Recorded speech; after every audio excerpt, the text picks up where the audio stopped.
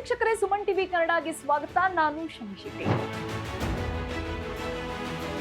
ಕರ್ನಾಟಕದ ಹೈನುಗಾರಿಕೆ ಕ್ಷೇತ್ರದಲ್ಲಿ ಆತಂಕ ಮೂಡಿಸಿರುವ ಗಂಭೀರ ಆರೋಪವೊಂದು ಇದೀಗ ಭಾರಿ ಚರ್ಚೆಗೆ ಗ್ರಾಸವಾಗಿದೆ.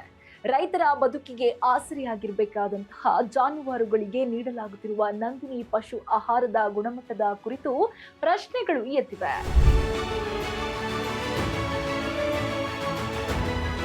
ರಾಜನಕುಂಟೆಯ ಕೆಎಂಎಫ್ ಪಶು ಆಹಾರ ಘಟಕದಲ್ಲಿ ಕಳಪೆ ಗುಣಮಟ್ಟದ ಕಚ್ಚಾ ವಸ್ತುಗಳನ್ನ ಬಳಸಿ ಪಶು ಆಹಾರ ತಯಾರಿಸಲಾಗಿದೆ. ಇದರಿಂದ ಸಾವಿರಾರು ಜಾನುವಾರುಗಳು ಅನಾರೋಗ್ಯಕ್ಕೆ ತುತ್ತಾಗಿದ್ದು, ಬರೋಬ್ಬರಿ ಸುಮಾರು 1600 ಹಸುಗಳು ಮೃತಪಟ್ಟಿವೆ ಎಂಬ ಗಂಭೀರ ಆರೋಪ ಕೇಳಿಬಂದಿದೆ. ಈ ಆರೋಪಗಳ ಹಿಂದೇನಿದೆ? ರೈತರು ಹೇಳ್ತಿರೋದು ಏನು? ಲ್ಯಾಬ್ ವರದಿಯಲ್ಲಿ ಏನಿದೆ? ಈ ವಿವಾದದ ಸಂಪೂರ್ಣ ಮಾಹಿತಿ ಕೊಡ್ತಾ ಹೋಗ್ತೀನಿ ನೋಡಿ. ರಾಜನಕುಂಟೆ ಕೆಎಂಎಫ್ ಘಟಕದ ವಿರುದ್ಧದ ಆರೋಪ ಏನು ಅಂತ ಮೊದಲನೇದಾಗಿ ನೋಡೋಣ. ರೈತರು ಮತ್ತು ಕೆಲವು ಮೂಲಗಳ ಪ್ರಕಾರ ಬೆಂಗಳೂರಿನ ರಾಜನಕುಂಟೆಯಲ್ಲಿರುವ ಕೆಎಂಎಫ್ ಪಶು ಆಹಾರ ಘಟಕದಲ್ಲಿ ತಯಾರಾಗುತ್ತಿರುವ ಪಶು ಆಹಾರದ ಗುಣಮಟ್ಟದ ಬಗ್ಗೆ ಹಲವು ಅನುಮಾನಗಳು ವ್ಯಕ್ತವಾಗಿವೆ. ಮುಖ್ಯವಾಗಿ ಪಶು ಆಹಾರ ತಯಾರಿಕೆಗೆ ಬಳಸುವ ಕಾಕಂಬಿ ಅಥವಾ ಮೊಲಸೆಸ್ ಖರೀದಿಯಲ್ಲಿ ನಿಯಮಗಳನ್ನ ಪಾಲಿಸಲಾಗಿಲ್ಲ ಎಂಬ ಆರೋಪ ಕೇಳಿ ಬರ್ತಾ ಇದೆ. ಸಾಮಾನ್ಯವಾಗಿ ಮೊಲಸಿಸ್ ಖರೀದಿಸುವಾಗ ಅದರಲ್ಲಿರುವ ಟೋಟಲ್ ರೆಡ್ಯೂಸಿಂಗ್ ಶುಗರ್ಸ್ ಪ್ರಮಾಣವನ್ನ ಲ್ಯಾಬ್ ಪರೀಕ್ಷೆಯ ಮೂಲಕ ಪರಿಶೀಲಿಸಿ ಗುಣಮಟ್ಟ ದೃಢಪಟ್ಟ ನಂತರವೇ ಅದನ್ನ ಬಳಕೆ ಮಾಡಬೇಕು.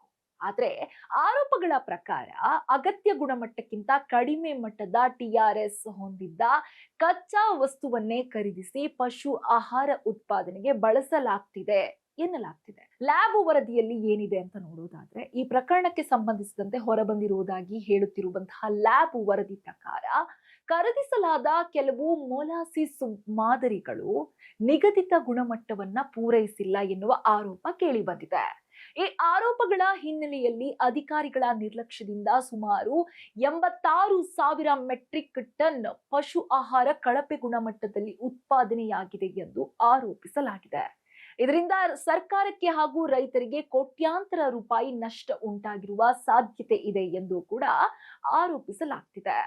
ಇನ್ನು ಜಾನುವಾರುಗಳ ಆರೋಗ್ಯದ ಮೇಲೆ ಪರಿಣಾಮ ಯಾವ ರೀತಿಯಾಗಿ ಇದು ಬೀರಿದೆ ಅಂತ ನೋಡೋದಾದ್ರೆ, ರೈತರ ಪ್ರಕಾರ ಈ ಪಶು ಆಹಾರವನ್ನ ಸೇವಿಸಿದ ನಂತರ ಹಲವು ಜಾನುವಾರುಗಳಲ್ಲಿ ಆರೋಗ್ಯ ಸಮಸ್ಯೆಗಳು ಕಾಣಿಸಿಕೊಂಡಿವೆ.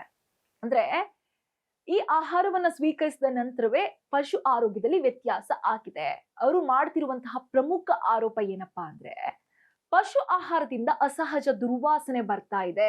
ಅನೇಕ ಹಸುಗಳು ಆಹಾರ ಸೇವಿಸಲು ನಿರಾಕರಿಸ್ತಾ ಇದೆ. ಅಂದ್ರೆ ಹಸುಗಳು ಹತ್ರ ಹೋಗಿ ತಗೊಂಡೋಗಿ ಆಹಾರ ಇಟ್ರೆ, ಈ ಆಹಾರವನ್ನ ಅಂದ್ರೆ ಕೆಎಂಎಫ್ ಪೂರೈಸಿದಂತ ಆಹಾರವನ್ನ ತಗೊಂಡೋಗಿ ಇಟ್ರೆ ಹಸುಗಳೇ ಅದನ್ನ ನಿರಾಕರಿಸ್ತಾ ಇದಾವೆ, ತಿಂತಾ ಇಲ್ಲ. ಅದರಿಂದ ಒಂದು ಕೆಟ್ಟ ವಾಸನೆ ಬರ್ತಾ ಇದೆ. ಆಹಾರ ಸೇವನೆ ಕಡಿಮೆಯಾದ ಕಾರಣ ದೇಹದ ತೂಕ ಕೂಡ ಇಳಿತಾ ಇದೆ. ಏನು ಹಸುಗೆ ಬೇಕಾದಂತಹ ಏನು ಪ್ರೋಟೀನ್, ಕ್ಯಾಲ್ಸಿಯಂ ಎಲ್ಲವೂ ಕೂಡ ಗಣನೀಯವಾಗಿ ಇಳಿದು ಹೋಗ್ತಾ ಇದೆ. ಬಿಕಾಸ್ ಹಸುಗಳು ಆಹಾರ ತಿಂತಾ ಇಲ್ಲ. ಇನ್ನು ಹಾಲಿನ ಉತ್ಪಾದನೆ ವಿಚಾರಕ್ಕೆ ಬಂದ್ರೆ, ಖಂಡಿತ ಹಸು ದೇಹದ ತೂಕ ಹೇಗೆ ಇಳಿಯುತ್ತೋ ಹಾಗೆ ದೇಹಕ್ಕೆ ಬೇಕಾದಂತಹ ಕ್ಯಾಲ್ಸಿಯಂ, ವಿಟಮಿನ್, ಪ್ರೋಟೀನ್ ಕಡಿಮೆ ಆದಂತೆ ಹಾಲಿನ ಉತ್ಪಾದನೆ ಕೂಡ ಗಣನೀಯವಾಗಿ ಇಳಿತಾ ಇದೆ. ಹಲವು ಹಸುಗಳು ಗರ್ಭಧಾರಣೆ ಮಾಡ್ತಾ ಇಲ್ಲ. ಅಂದ್ರೆ ಈ ಆಹಾರವನ್ನ ಸೇವಿಸಿದ ನಂತರ ಎಷ್ಟೋ ಹಸುಗಳು ಗರ್ಭಧಾರಣೆ ಮಾಡ್ತಾ ಇಲ್ಲ. ಅನಾರೋಗ್ಯದಿಂದ ಸಾವಿರಾರು ಜಾನುವಾರುಗಳು ಚಿಕಿತ್ಸೆ ಪಡಿತಾ ಇದ್ದಾವೆ.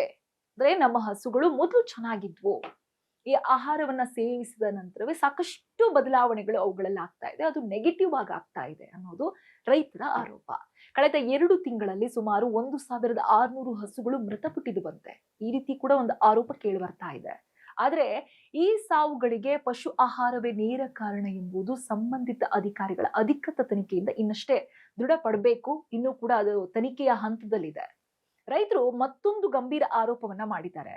ಅವರ ಪ್ರಕಾರ ಡೈರಿ ಸೊಸೈಟಿಗಳಲ್ಲಿ ಹಾಲಿನ ಗುಣಮಟ್ಟದಲ್ಲಿ ಅಲ್ಪ ವ್ಯತ್ಯಾಸ ಕಂಡ್ರು ಅಧಿಕಾರಿಗಳು ಹಾಲನ್ನ ತಿರಸ್ಕರಿಸ್ತಾರೆ. ಅಂದ್ರೆ ನೀವು ಗಮನಿಸಿರ್ಬೋದು, ನೀವು ಯಾರಾದ್ರೂ ಹಾಲನ್ನ ಡೈರಿಗೆ ತಗೊಂಡು ಹೋಗುವ ಅಭ್ಯಾಸ ಇದ್ರೆ ಗಮನಿಸಿರ್ತೀರಾ, ನಾವು ಹಾಲು ತಗೊಂಡೋಗಿ ಇಟ್ಟ ತಕ್ಷಣ ಅದನ್ನ ಒಂದಿಷ್ಟು ಗುಣಮಟ್ಟವನ್ನ ಪರೀಕ್ಷೆ ಮಾಡಲಾಗುತ್ತೆ. ಅಂದ್ರೆ ಹಾಲಿಗೆ ನೀರ್ ಹಾಕಿದಾರಾ, ಅಥವಾ ಹಾಲಿಗೆ ಡಿಗ್ರಿ ಬರ್ಲಿಕ್ಕೋಸ್ಕರ ಇನ್ನೇನಾದ್ರೂ ಮಿಕ್ಸ್ ಮಾಡಿದಾರಾ, ಹಾಲಿನ ಗುಣಮಟ್ಟ ಹೇಗಿದೆ, ಜಾಸ್ತಿ ಪ್ರಮಾಣದಲ್ಲಿ ಕಾಣಿಸ್ಕೊಳ್ಳಕ್ಕೆ ಇನ್ನೇನಾದ್ರೂ ಬೆರೆಸಿದಾರಾ, ನೀರೇನಾದ್ರೂ ಮಿಕ್ಸ್ ಮಾಡಿದಾರಾ, ಗುಣಮಟ್ಟ ಚೆನ್ನಾಗಿದೆಯಾ ಇಲ್ವಾ ಪ್ರತಿಯೊಂದು ಕೂಡ ಚೆಕ್ ಮಾಡಿ, ಫ್ಯಾಟ್ ಚೆಕ್ ಆಗತ್ತೆ, ಡಿಗ್ರಿ ಚೆಕ್ ಆಗತ್ತೆ, ಇದೆಲ್ಲವನ್ನ ಚೆಕ್ ಮಾಡಿದ ನಂತರವೇ, ಕ್ವಾಲಿಟಿ ಚೆಕ್ ಆದ ನಂತರವೇ ಹಾಲನ್ನ ಸ್ವೀಕರಿಸ್ತಾರೆ. ಸ್ವಲ್ಪ ಪ್ರಮಾಣದಲ್ಲಿ ಏನಾದ್ರೂ ಗುಣಮಟ್ಟ ವ್ಯತ್ಯಾಸ ಇದ್ರೂ ಕೂಡ, ಹಾಲಿನ ಕ್ವಾಲಿಟಿ ಚೆನ್ನಾಗಿಲ್ಲ ಅಂತಂದ್ರೆ ಹಾಲನ್ನ ಸ್ವೀಕರಿಸೋದಿಲ್ಲ, ವಾಪಸ್ ಕಳಿಸ್ತಾರೆ. ಆಗ ಲೀಟರ್ ಗಟ್ಟಲೆ ಹಾಲುಗಳು ವೇಸ್ಟ್ ಆಗುವಂತ ಸಾಧ್ಯತೆ ಇದೆ. ಇದು ರೈತರು ಹೇಳ್ತಾ ಇರುವಂತದ್ದು. ಅಂಡ್ ನೀವೆಲ್ಲ ಡೈರಿಗೆ ಹೋಗಿ ಅಭ್ಯಾಸ ಇದ್ರೆ ಖಂಡಿತವಾಗ್ಲೂ ನಿಮ್ಮ ಗಮನಕ್ಕೂ ಕೂಡ ಇದು ಬಂದಿರತ್ತೆ. ಹಾಗೆ ಹಾಲಿನ ಗುಣಮಟ್ಟದಲ್ಲಿ ಅಲ್ಪ ವ್ಯತ್ಯಾಸ ಇದ್ರೂ ಕೂಡ ಅಧಿಕಾರಿಗಳು ಹಾಲನ್ನ ತಿರಸ್ಕರಿಸ್ತಾರೆ. ಆದ್ರೆ ಇದೇ ವೇಳೆ ರೈತರಿಗೆ ನಂದಿನಿ ಪಶು ಆಹಾರವನ್ನೇ ಖರೀದಿಸುವಂತೆ ಒತ್ತಡ ಹೇರ್ತಾರೆ. ಅಂದ್ರೆ ನಾವು ಕೊಡುವಂತಹ ಹಾಲಿಗೆ ಕ್ವಾಲಿಟಿ ಚೆಕ್ ಇದೆ. ಅದೇ ರೈತರು ಪರ್ಚೇಸ್ ಮಾಡಬೇಕಾದಂತಹ ಪಶು ಆಹಾರದಲ್ಲಿ, ಅಂದ್ರೆ ನಂದಿನಿ ಪಶು ಆಹಾರದಲ್ಲಿ ನಮ್ಮ ರೈತರಿಗೆ ಕ್ವಾಲಿಟಿ ಚೆಕ್ ಮಾಡುವ ಅವಕಾಶ ಇಲ್ಲ. ರೈತರು ಅದನ್ನ ಬೇಕಾ ಬೇಡವಾ ಅಂತ ಡಿಸಿಷನ್ ತಗೊಳ್ಳುವಂತಹ ಅಧಿಕಾರ ಕೂಡ ರೈತರಿಗೆ ಇಲ್ಲ ಅನ್ನುವ ರೀತಿಯಲ್ಲಿ ಅಲ್ಲಿನ ಅಧಿಕಾರಿಗಳು ಇದೇ ಆಹಾರವನ್ನ ಖರೀದಿಸಬೇಕು ಅಂತ ಹೇಳಿ ಒತ್ತಡ ಹೇರಿ ರೈತರ ಜೊತೆಗೆ ಆಹಾರವನ್ನ ಕಳಿಸ್ಕೊಡ್ತಾರೆ ಅಂತ ಹೇಳ್ತಾ ಇದ್ದಾರೆ. ಈ ರೀತಿಯಂತಹ ಆರೋಪ ಕೂಡ ರೈತರು ಮಾಡ್ತಾ ಇದ್ದಾರೆ.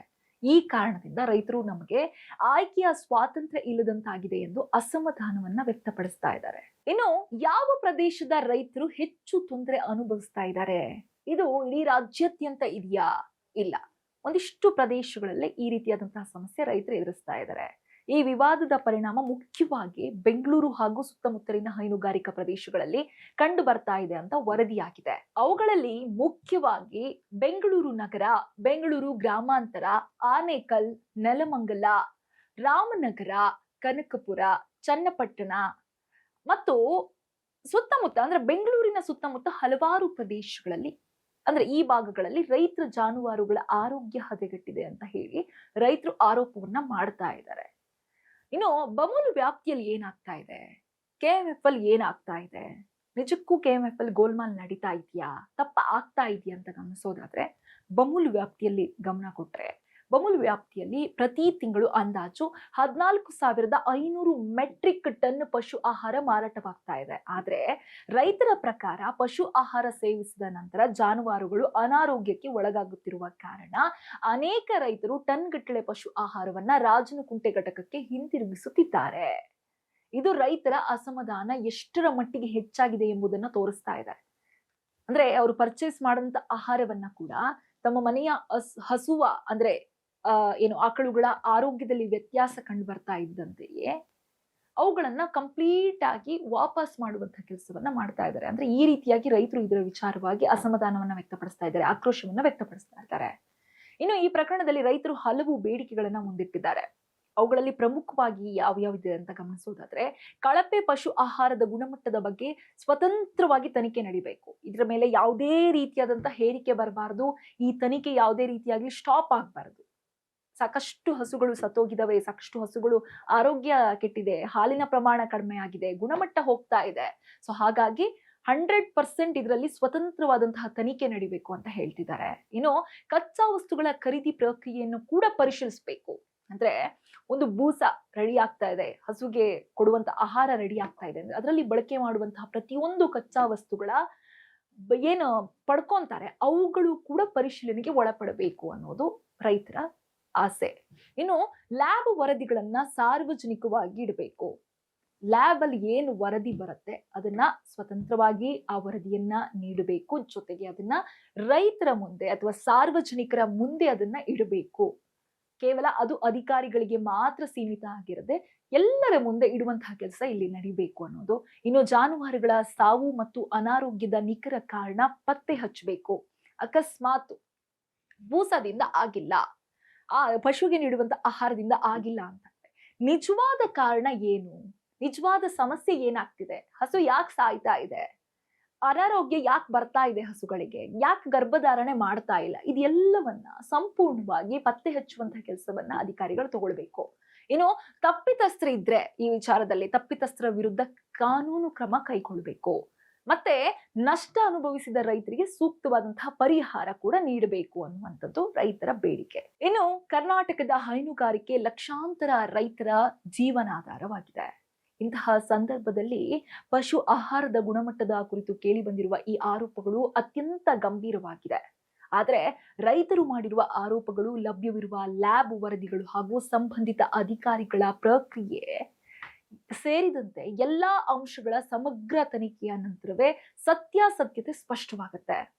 ಈ ಪ್ರಕರಣದಲ್ಲಿ ಸರ್ಕಾರ ಮತ್ತು ಕೆಎಂಎಫ್ ಸ್ಪಷ್ಟನೆ ನೀಡುವುದರ ಜೊತೆಗೆ ಪಾರದರ್ಶಕ ತನಿಖೆ ನಡೆಸಿದ್ರೆ ಮಾತ್ರ ರೈತರಿಗೆ ಆತಂಕ ನಿವಾರಣೆ ಆಗುತ್ತೆ ಮತ್ತು ಹೈನುಗಾರಿಕೆ ಕ್ಷೇತ್ರದ ಮೇಲಿನ ವಿಶ್ವಾಸ ಕೂಡ ಮರುಸ್ಥಾಪನೆಯಾಗಲಿಕ್ಕೆ ಸಾಧ್ಯ ಇದೆ. ಮುಂದಿನ ದಿನಗಳಲ್ಲಿ ಈ ವಿಚಾರವಾಗಿ ಕೆಎಂಎಫ್ ಯಾವ ರೀತಿಯಾದಂತಹ ನಿರ್ಧಾರ ಕೈಗೊಳ್ಳುತ್ತೆ, ಸರ್ಕಾರ ರೈತರಿಗೆ ಈ ವಿಚಾರದಲ್ಲಿ ಯಾವ ರೀತಿಯಾದಂತಹ ಬೆಂಬಲ ನೀಡ್ತಾರೆ ಅನ್ನೋದನ್ನ ಕಾದು ನೋಡಬೇಕಾಗಿದೆ.